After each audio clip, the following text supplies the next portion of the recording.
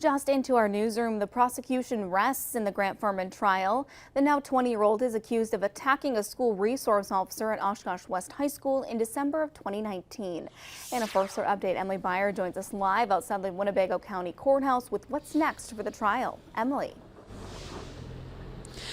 Yeah, Brittany, the prosecution rested just about 20 minutes ago. Several people taking the stand today. The state calling one of the trauma doctors who cared for Officer Mike Wissink, as well as the defendant, Grant Fuhrman. Now, the state asking the doctor about each patient's injuries. In cross-examination, the defense wanted to focus on the possibility that there were items in Officer Wissink's office that maybe could have caused some of the injuries in the struggle between Fuhrman and Wissink.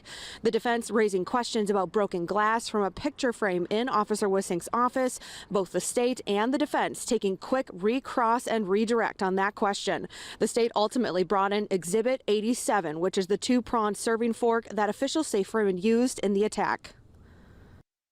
Could an instrument like that have caused the injury to Officer Wissink's neck? Yes. And how is that if it's a two-prong instrument? The other prong doesn't enter the skin.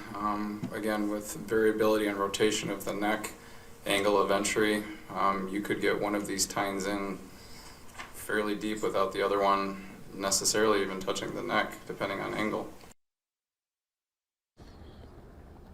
Now, the defense will begin calling witnesses tomorrow to testify. Coming up at 5, the state showing video from inside the school we haven't seen before. You'll see that only on Action 2 News tonight at 5. Reporting live in Oshkosh, Emily Byer, Action 2 News.